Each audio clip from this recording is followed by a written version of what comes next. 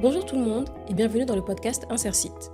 Pour ceux qui ne nous connaissent pas, Insersite c'est une agence de communication et un centre de formation, mais pas que. C'est aussi une association luttant contre la fracture numérique grâce à de nombreuses actions d'insertion professionnelle. Sans plus attendre, on débute l'émission. Bonne écoute. Bonjour et bienvenue dans le podcast d'Insersite. Je suis Hassan Bala, responsable web designer chez Insersite et je serai votre hôte. Aujourd'hui, on va parler de l'insertion chez Insersite, du monde associatif et de la cohésion d'équipe. Pour ce podcast, je serai accompagné par Fatou. Bonjour. En invité, aujourd'hui, nous avons Nina, qui est animatrice multimédia. Bonjour. Nous avons Kevin, qui est rédacteur web. Bonjour. Stevie, qui est développeur web. Bonjour. Et pour finir, Kumba, qui est chargé de communication. Bonjour.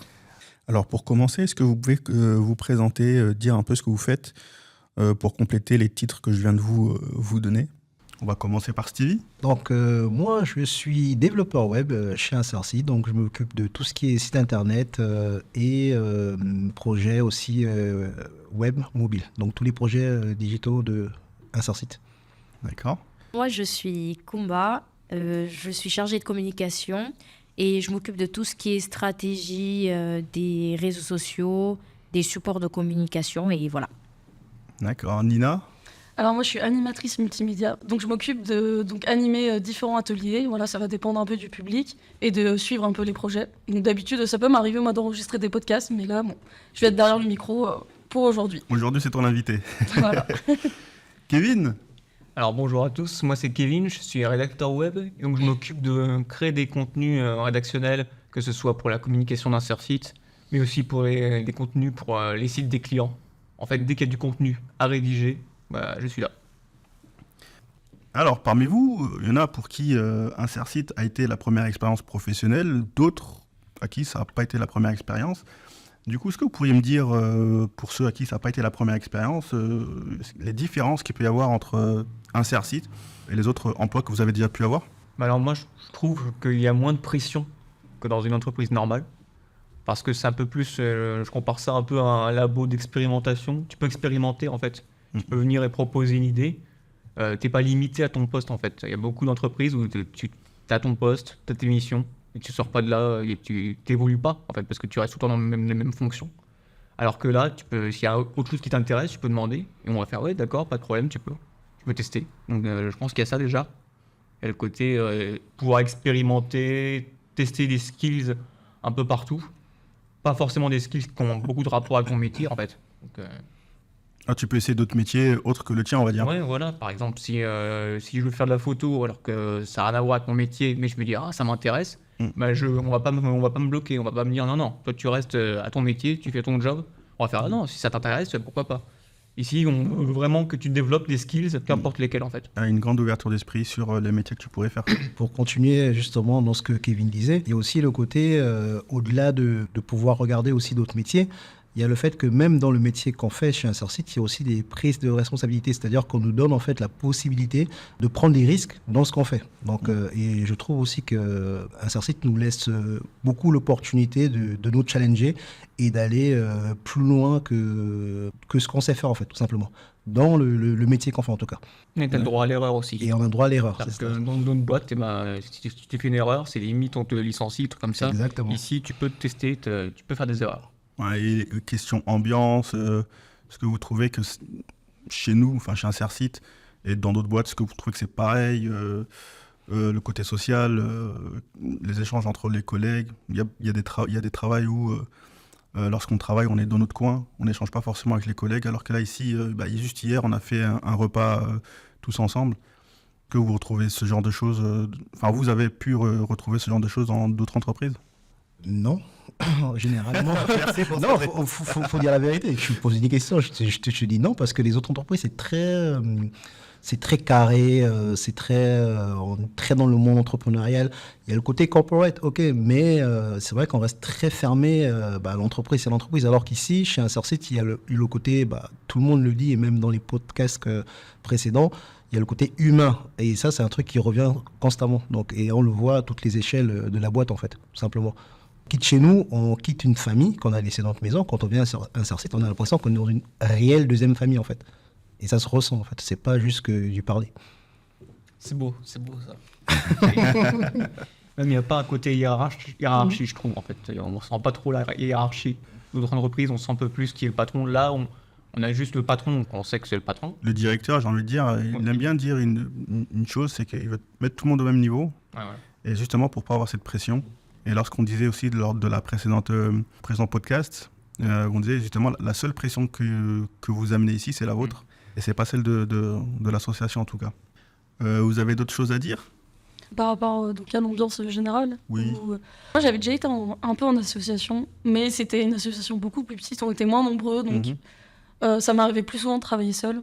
Là, c'est vrai que du coup, on croise... En fait, il y a quand même beaucoup de gens, que ce soit du public, que ce soit des gens qui sont là occasionnellement, ou des gens qui sont là depuis plus longtemps ou moins longtemps.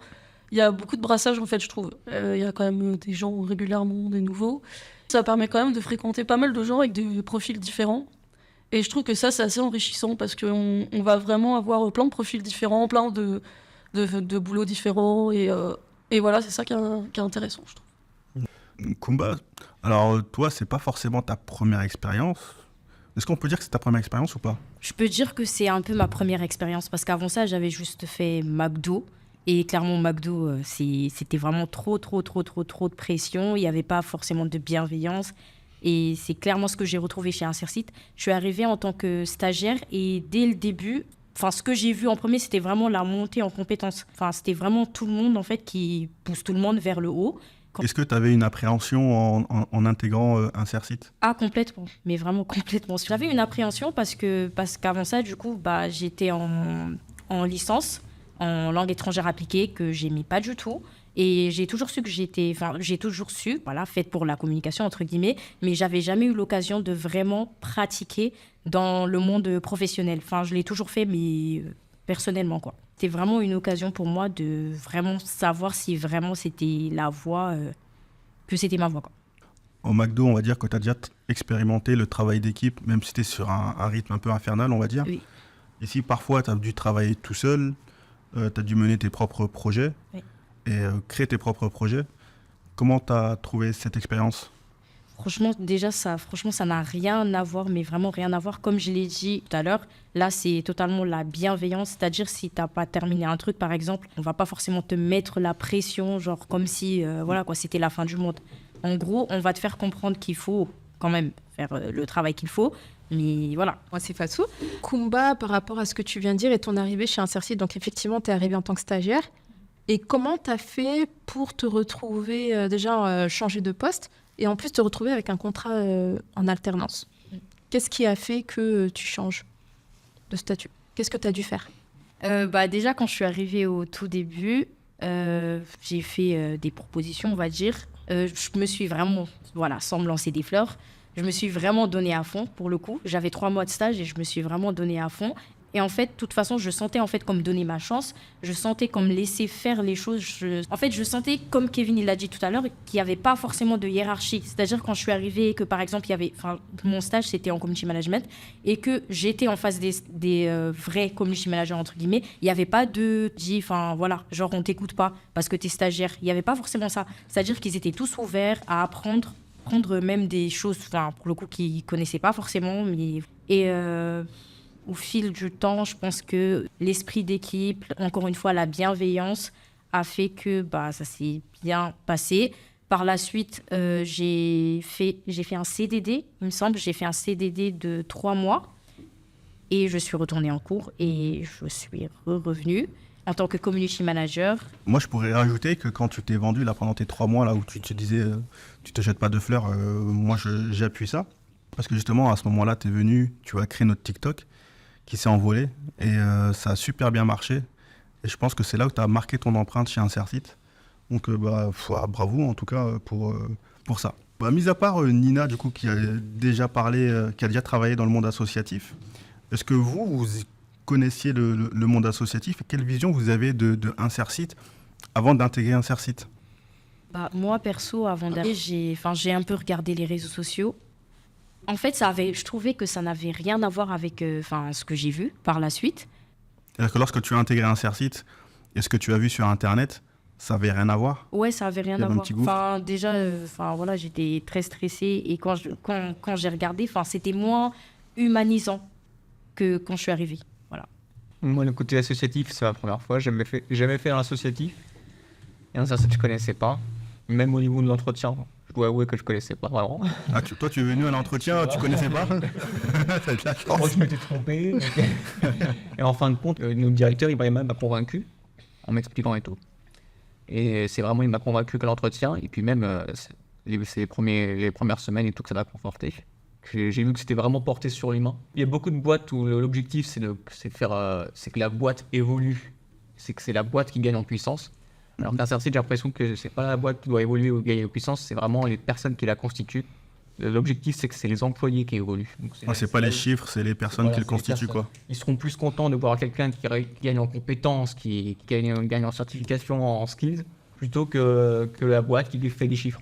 Donc moi, pour ma part, en fait, il y a quelques années déjà, j'avais déjà participé dans un milieu associatif, mais ça, c'était à l'époque quand j'étais, quand j'étais plus jeune, j'étais étudiant, donc du coup, mais c'était plus quand on entend association, on pense tous à des petites associations de quartier, des petits trucs qu'on fait entre nous pour s'entraider et autres. Quand je suis rentré chez Insercit, là, je rejoins un peu ce que Kumba disait, c'est-à-dire qu'on est sur le site internet, voilà, c'est association, mais c'est plus un cadre entreprise en fait.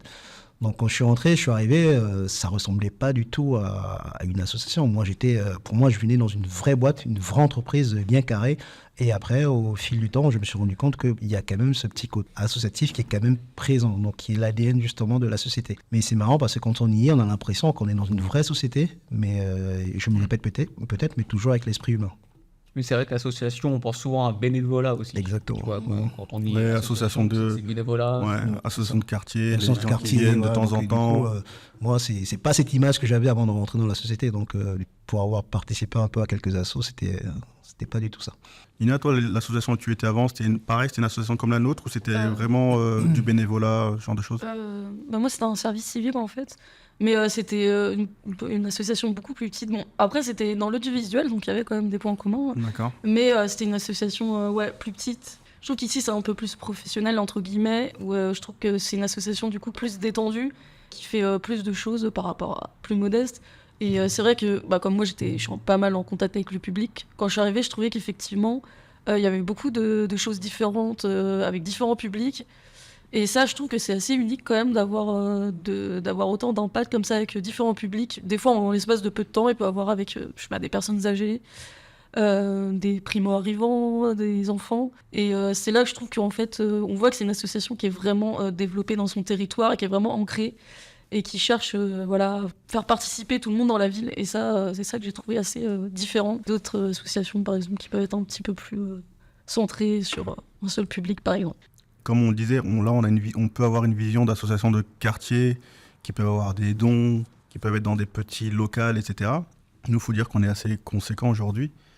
Au niveau des conditions de travail, est-ce que vous pensiez qu'on avait tout ce qu'on a aujourd'hui? Parce que bon, faut avouer que nous, on est dans le numérique, on a des ordinateurs portables, on a des grands écrans, on a des studios de podcast, on fait de la télévision, des caméras, on a toute l'attirail qu'il faut pour être une agence de communication. Est-ce que vous pensiez, en intégrant Insercit, du coup, qu'on allait avoir... Peut-être pas, mais moi, je pensais pas qu'il y aurait autant de choses, en fait. Donc, moi, je suis arrivé pour le métier de développeur web. Cool. Donc, quand je suis entré, c'est sûr que j'aurais un ordinateur, donc en tant que développeur. Après, quand j'ai vu tout ce qu'il y avait autour de l'association, les espaces qu'il faut, les choses qu'il faut, les plateaux techniques et autres, ça me fait penser à l'époque, moi, quand j'étais étudiant, j'ai fait une série technologique. Et dans les séries techno, en fait, on rentre directement en tant que développeur. Donc, c'est sûr que j'aurai mon ordinateur. Mais par exemple, pour les autres, quand je pense par exemple aux vidéastes, avec un vrai cadre, pour des vidéastes, je pense à ceux qui viendront pour de la photo, avec du fond vert, des lumières, tout ce qu'il faut. Non, pas forcément, et je trouve que c'est très bien parce que ça fait penser à dans les écoles, quand on fait des séries technologiques, derrière, il y a tout de suite, on rentre dans le milieu pour lequel on s'intéresse et pour lequel nous sommes là. Voilà, c'est très bien, et ça évolue en fait, c'est ça le truc, c'est que même les outils qu'il y a aujourd'hui, on va chercher ce qu'il n'y a pas pour améliorer ce qu'on a déjà en fait, enfin ce qu'Insercit ont déjà. Est-ce que vous voulez ajouter quelque chose? Ina, du coup, toi, comme tu es dans le Media Lab, parce qu'on a un Media Lab avec fond vert, casque VR, ordinateur, des écrans, on peut faire tout plein d'activités, on peut même faire des t-shirts. avant d'intégrer Insersit, est-ce que tu pensais justement qu'on allait avoir tout ça, ou tu pensais que ça allait juste être, je sais pas moi, des cours sur ordinateur avec du matos à la limite, j'ai envie de dire, quoi. Non, pas forcément. Moi, j'avais vu par exemple qu'il y avait de l'audiovisuel, parce que de base, j'étais tombée sur une annonce de monteur. Et donc, je savais qu'il y avait de l'audiovisuel. Après, je savais pas, par exemple, qu'il y avait des podcasts, comme on est en train de faire en ce moment.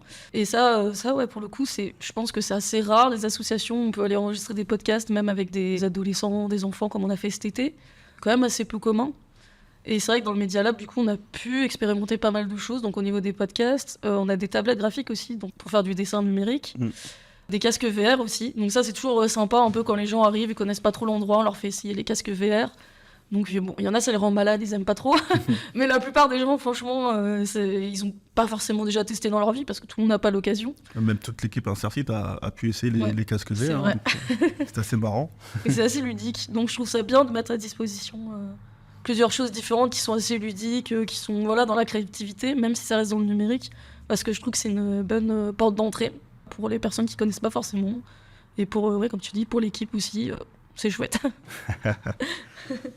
Là, je vais poser une question spécifique, parce que là, vous êtes tous en contrat d'insertion, du coup, en CDDI, si je me trompe pas. Non. Ah. C'est un mix que tu as. C'est un vrai mix. mix. Mais là, je vais m'adresser surtout à Kouma, du coup, parce qu'elle est en alternance. Et la question que je voulais vous poser, on peut répondre très simplement, c'est: est-ce que c'est difficile, du coup, de faire de l'alternance pour toi? De conjuguer études, de faire études et en même temps... Oui, c'est sûr que c'est difficile parce que du coup, moi, mon rythme, c'est surtout 3 jours en entreprise et 2 jours en formation. Et des fois, c'est un petit peu compliqué parce que quand j'arrive, par exemple, du lundi au mercredi, puis plutôt à fond sur les projets, et d'un coup, ça coupe. Voilà, ouais. Donc, il faut que je reparte à l'école pour être encore à fond sur les projets de l'école. Si tu mets et tout après, pause et une tout. coupure. Voilà. Donc, en fait, je suis constamment... Mais bon, après, c'est comme ça. Parce que ça fait plusieurs mois, du coup, que tu as commencé. Oui, là, ça fait à peu près 2-3 mois. Et tu commences, du coup, à prendre le rythme, ou c'est toujours aussi difficile Oui, c'est un peu difficile, mais je commence quand même à prendre le rythme, à force. La dernière fois, lors de notre dernier podcast, je demandais justement aux personnes qui étaient là, qui pensaient de l'insertion. Est-ce que pour eux, c'était le terme adéquat? J'aimerais vous demander aussi à vous ce que vous en pensez. Qu'est-ce qu'on pense de l'insertion? Moi, j'ai pas de problème avec ce mot, en vrai. Donc, l'insertion, j'ai Pour toi, pas de ça te va? problème. Pour moi, ça me va dans le sens où quelqu'un qui est en recherche de stabilité professionnelle, voire financière, parce que ou les jeunes qui connaissent pas, quand ils entendent insertion, tout de suite, ça fait un déclic en fait dans sa tête. Ça fait un déclic, insertion dans quoi? Insertion dans le numérique. Moi, ça passe insertion avec le côté numérique. Par exemple, si on parle d'insertion sur autre chose, peut-être que là, c'est peut-être plus péjoratif en fait pour moi. Mais quand c'est insertion dans le numérique, parce que du coup, on sait tous, même sans pour autant connaître un peu le numérique, on sait qu'il y a beaucoup de fractures numériques en général. Pour moi, la personne qui ne connaît pas, ça peut me dire, va se dire, tiens, insertion, je peux m'insérer dans le numérique et je peux peut-être réussir à trouver quelque chose dans ça. D'accord. En fait. Pour toi, c'est pas négatif. Pour moi, c'est pas négatif. Mais je reste dans le côté, je dis bien le côté numérique en général, donc digital, numérique et autres. Donc, en tout cas, dans mon domaine, c'est pas négatif parce que la personne qui ne connaît pas va se dire, ça peut m'ouvrir des portes si je rentre là-dedans, en fait, tout simplement. Surtout le mot insertion. Je me dis, mais en fait, tout le monde fait l'insertion à un moment donné dans sa vie pour s'insérer dans un métier. Quand tu sors de tes études, il faut que tu ailles dans un métier, il faut que tu t'insères partout en tout, en fait. C'est un mot, t'es obligé de t'insérer quand tu dois aller quelque part, quoi, pour n'importe quelle profession. Et là, je vais sortir une phrase un peu philosophique, un petit peu bateau, mais sur l'autoroute de la vie, on doit s'insérer à un moment donné. C'est fort, ça.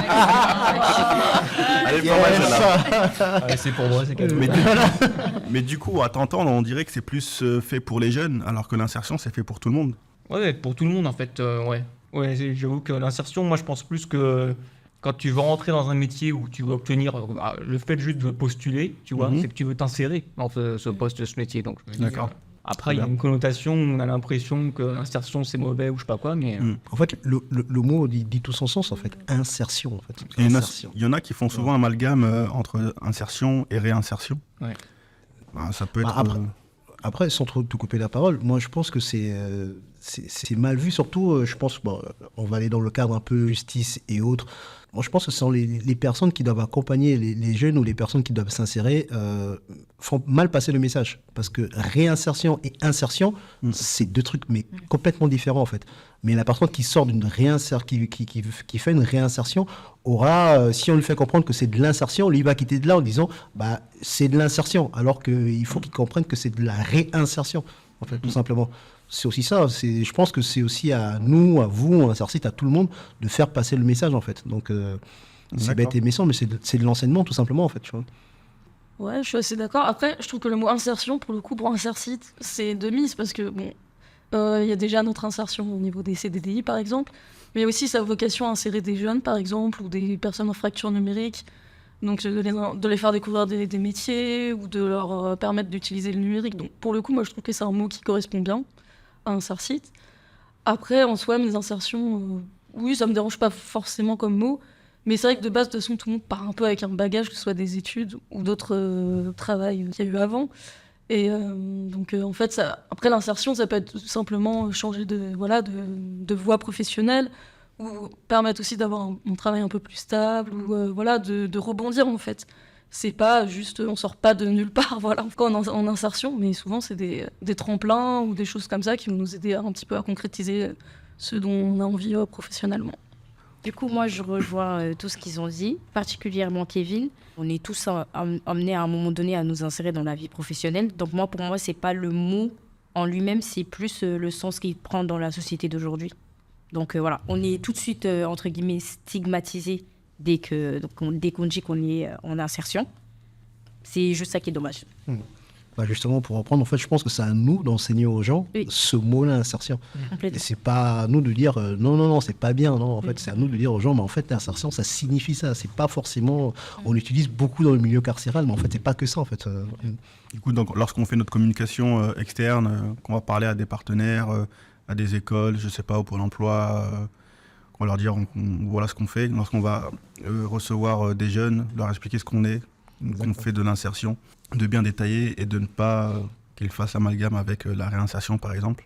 Bah, pour que, en fait, eux, dès qu'ils sortent de ça, qu'ils puissent transmettre ça, je sais pas, à leurs potes, leurs amis du quartier, aux parents aussi, pour que les parents aussi puissent aussi passer le message. Ouais, pour que le bouche à oreille soit clair. Exactement, c'est très simplement. Pas tout Oui, par rapport à l'insertion, ce que j'aimerais rajouter, c'est que en général, quand on parle d'insertion, ça reste temporaire. Donc c'est un statut ou un moment dans une vie, mais c'est pas un statut qu'on garde ad vitam aeternam en fait. C'est on est la personne qui est en insertion, peu importe. C'est durant une période donnée et après elle change de statut si jamais elle a trouvé une solution par rapport à sa situation. Et toujours pour rester sur ce thème-là, puisque vous avez tous un peu dit que c'était à nous aussi d'agir et d'expliquer aux autres ce que c'est réellement, j'aimerais savoir comment Insersit, donc notamment les personnes qui travaillent dans la communication, donc sûrement Kevin et Kumba, comment vous faites pour définir, pour donner une nouvelle image de l'insertion, ou bien tout simplement pour que ce soit vu de façon positive et que ce soit clair auprès de tous. Comment vous faites ? Qu'est-ce que vous faites dans votre travail au quotidien ? En tout cas, moi, pour ma part, ce que je dirais, c'est que je ne fais pas du tout de différence. En général, je ne fais pas du tout de différence avec les autres types de contrats. Pour moi, c'est la même chose. Donc, je ne les présente même pas comme, en gros, ils sont en insertion professionnelle. Ou tu ne le mets pas en avant, au final ? Non, je ne le mets pas forcément en avant parce que je me dis... c'est pas nécessaire en fait. Ils sont pas réduits qu'à ça. Oui, voilà, c'est pas nécessaire. Non, on met salariés, collaborateurs comme ça, mais partie de notre équipe quoi. Au final, c'est comme un stagiaire. On ne dit pas aux gens, ils ne sont pas l'étiquette stagiaire sur le bras, ils viennent, ils font leur stage, ils participent. Mais d'un côté, ce que je me dis aussi, c'est que ça peut être dommage parce que peut-être que même inconsciemment, nous, tellement que le mot est devenu péjoratif, qu'on a peur aussi de l'utiliser. Justement, ça revient à ce que tu dis. Je pense que justement c'est ça, parce que le jeune, quand on lui va venir, quand on va lui matraquer insertion, pour lui dans sa tête, il va se dire j'étais pas bien où j'étais, ou j'étais pas forcément intégré dans la société, et le fait que je m'intègre, tu vois, il va pas prendre ça comme le mot insertion, que nous on parle de insertion. Lui, il va prendre ça autrement, comme j'ai besoin de me réinsérer dans la société, que je sois quelqu'un, alors qu'au final, il était déjà quelqu'un avant même l'insertion. Donc d'où aussi peut-être le fait fait que mes collègues en com ne mettent pas ça en avant, ce qui est aussi bien. Mais je le redis, il faut enseigner ce mot-là à ces jeunes-là pour que même quand ils sortent ici, ils sachent de quoi ils parlent, ils sachent que quand ils vont parler personne de leur entourage, oui, j'ai fait de l'insertion, mais c'est pas comme vous pensez. Voilà. L'insertion, c'est ça réellement. Il faut que ce soit plus joli, quoi. En fait, je suis d'accord. Le problème avec ça, c'est juste que les jeunes, comme tu l'as dit, pour eux, encore une fois, c'est péjoratif. Donc, par exemple, si on va mettre... là, récemment, on a mis pas mal de postes pour des postes à pourvoir chez Insercite. Et juste de mettre CDD en insertion, je pense que c'est quelque chose qui va faire en sorte que beaucoup de personnes ne vont pas forcément postuler. Parce que directement, ils vont encore avoir encore une fois, l'étiquette. Mais du coup, est-ce qu'il ne faudrait pas faire de la communication sur ce qu'est l'insertion Oui. Pour qu'ils l'acceptent mieux et qu'ils voient qu'en final... moi, je me dis que l'insertion, ça peut être comme un bootcamp en final. Oui. Ils viennent, ils travaillent sur des projets et ensuite ils rebondissent sur autre chose. Oui. Je suis d'accord. Je pense que c'est juste à double tranchant. Parce que d'un côté, c'est ça, mais de l'autre aussi, il ne faudrait pas trop le mettre en avant parce que c'est aussi quelque part montrer que c'est une différence par rapport aux autres. Là, tu as dit à double tranchant. Moi, je dirais plus mettre un pied dans un coin et dans un autre coin. Du coup, il y a deux choses. Il y a de la formation d'un côté, il y a des vrais projets de l'autre. Ouais. On essaie de mixer les deux, mais dans aucun des cas, on se tranche. Moi, je veux juste dire déjà que je trouve qu'au niveau de la communication, on va dire sur la forme, le fait de faire plein de TikTok, ce genre de choses et tout, en vrai, ça un peu... Enfin, pour les jeunes, par exemple, qui pourraient être intéressants, je trouve que ça donne envie, quoi, parce qu'on voit qu'il y a un côté un peu fun et en même temps qu'il y a une bonne cohésion d'équipe. Et que voilà, au final, ça reste un peu comme dans les autres entreprises. Voilà, je pense que c'est un peu les autres community managers font un peu le même genre de choses. Et donc, ça peut leur donner envie, justement. Ça a un côté un peu accessible, un peu sympa. Tu fais pas la différence. Clairement, voilà. Ouais. Je vais rajouter une chose. Moi, ce que j'ai observé, parce que je ne sais pas si je me considère comme une jeune ou pas, on va dire que non. Mais ce que j'ai remarqué dans la nouvelle génération, par rapport à leur perspective d'avenir, les jeunes, ils aiment bien qu'on leur vende du rêve. En fait, quand on leur présente quelque chose, il faut que ce soit pétillant, il faut que ça fascine. Donc, en général, quand on parle des métiers qui sont liés au numérique chez Insercite, que ce soit web designer ou... que ce soit développeur web, on leur montre, c'est comme s'ils étaient en immersion. Je veux dire, que ce soit sur les réseaux sociaux ou que ce soit sur les différents dispositifs qu'on propose ici, on leur montre vraiment que tiens, tu vas faire ça, c'est du concret et tu vas travailler avec tel outil, voici les voies possibles. Donc déjà pour moi, ça c'est une meilleure solution, enfin, c'est une bonne façon de répondre à la question de qu'est-ce que l'insertion, parce que en fait, on les met en immersion directement sans même qu'ils se rendent compte qu'ils étaient exclus ou décrocheurs. Enfin, s'ils sont décrocheurs, ils le savent. Mais au moins, on essaie vraiment de refaire vivre, de leur donner envie à nouveau, en fait. Oui, parce qu'au final, en fait, l'insertion, c'est comme quoi ? C'est comme si on prenait des stagiaires, en fait. Ouais, au final, c'est juste des stagiaires avec des longues périodes. C'est ça, avec des longues périodes. Rémunérés, qui plus est. Exactement. Je pense que si la société arrêtait de rendre ce mot un peu péjoratif, ce serait peut-être plus joli à entendre.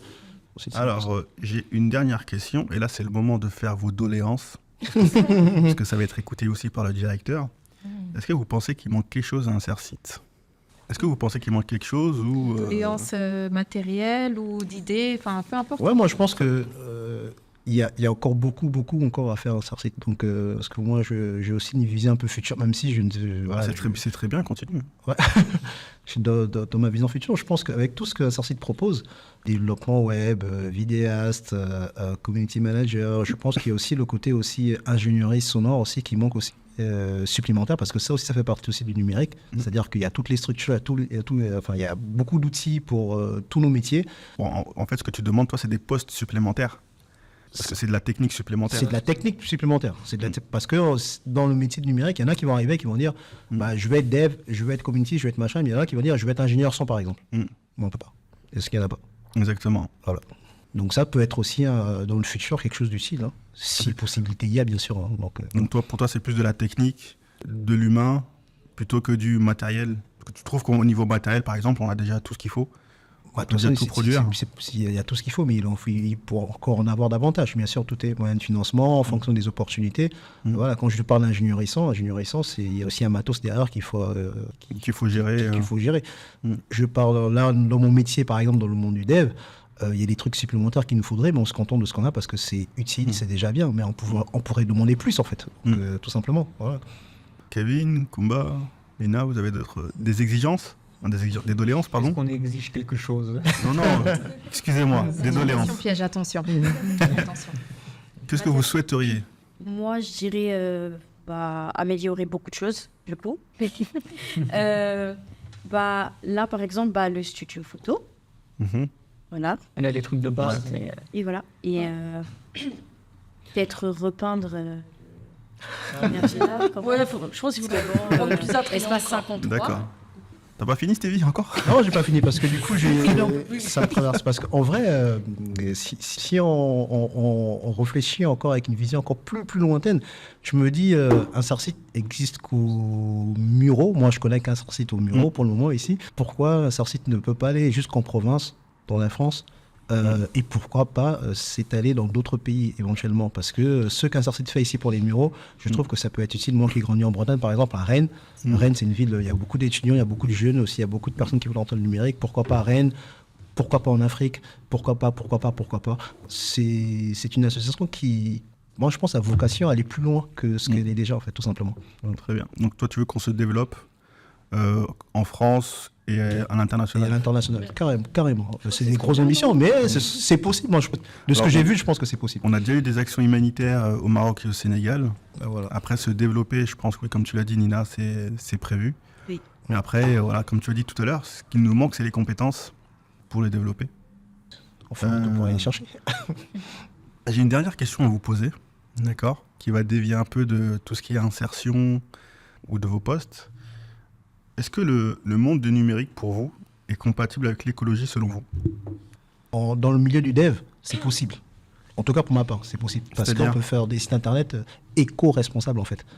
Donc, ça, c'est faisable. Et ça, beaucoup, on en parle beaucoup actuellement, aujourd'hui, quand on regarde toutes les personnes qui sont un peu dans le côté écologie et tout ça. Maintenant, on peut faire des sites internet sans pour autant que ce soit trop pollué, en fait. C'est-à-dire sans trop d'animation. Voilà. Ça, dans le dev, en tout cas, oui, c'est faisable et c'est possible. Et c'est d'actualité même. Parce que les sites internet, ils sont hébergés par des... en fait, les serveurs, ils chauffent. serveurs qui bouffent. Et les chauffent. Exactement. Ça chauffe. Les trucs qui tournent, ça chauffe. Les animations, il y a forcément des trucs qui ne servent pas à grand-chose pour un site. Et ça, quand on enlève tout ça, ça pollue moins, en fait. D'accord. Donc, mais ça polluera toujours. Pardon? Ça polluera toujours. Ça polluera toujours, mais moins. C'est ce que j'ai dit, ça pollue moins. D'accord. En fait, oui, le numérique, ça pollue forcément. Mais en fait, comme un peu tout ce que fait l'humain, et c'est pas... Disons qu'il y a d'autres choses qui polluent vachement, comme l'avion, par exemple, ou juste le fait de fabriquer beaucoup de vêtements, beaucoup d'objets, par exemple. Donc le numérique, c'est sûr, c'est pas possible que ça pollue pas, c'est impossible. Mais comme tu disais, il y a des choses à faire, en fait.